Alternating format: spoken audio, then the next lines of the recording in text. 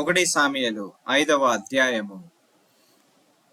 ఫలిష్తీయులు దేవుని మందసమును పట్టుకొని ఎబెనెజరు నుండి అష్డోదునకు తీసుకొని వచ్చి దాగోను గుడిలో దాగోను ఎదుట దాని నుంచిరి. అయితే మరునాడు అష్డోదు వారు ప్రాతకాలమందు లేవగా, ఇదిగో దాగోను యెహోవా మందసము ఎదుట నేలను బోర్లబడి ఉండెను గనుక వారు దాగోనును లేవనెత్తి వాని స్థానమందు మరల ఉంచిరి. ఆ మరునాడు వారు ఉదయముననే లేవగా, దాగోను యెహోవా మందసము ఎదుట నీళ్లను బోర్లబడి ఉండెను. దాగోను యొక్క తలయు 2 అరచేతులను తెగ వేయబడి గడప దగ్గర పడి ఉండెను. వాని మొండెము మాత్రము వానికి మిగిలి ఉండెను.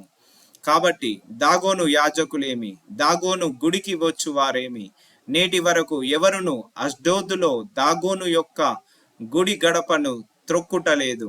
యెహోవా హస్తము అష్డోదు వారి మీద భారముగా ఉండెను.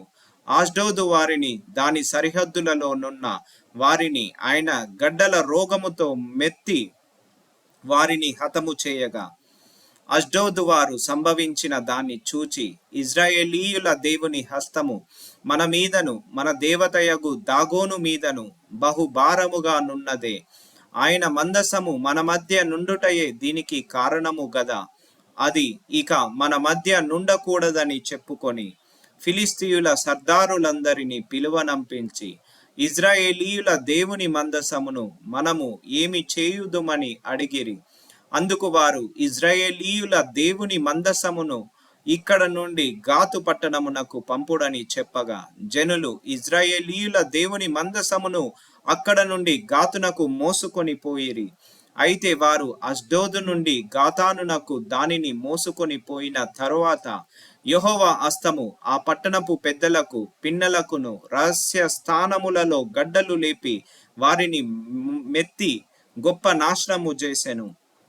వారు దేవుని మందసమును ఎక్రోనుకును పంపివేయగా, దేవుని మందసము ఎక్రోనులోనికి వచ్చినప్పుడు ఎక్రోనీయులు కేకలు వేసి, మనలను మన జనులను చంపివేయవలనని వీరు ఇజ్రాయేలీల దేవుని మందసమును మన యొద్దకు తీసుకొని వచ్చిరనిరి.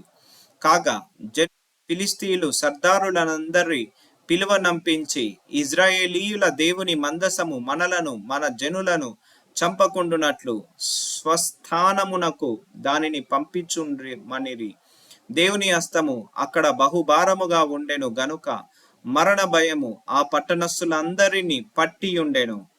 చావక మిగిలి ఉన్నవారు గడ్డల రోగము చేత మెత్తబడిరి. ఆ పట్టణస్థులు కేకలు ఆకాశము వరకు వినబడెను.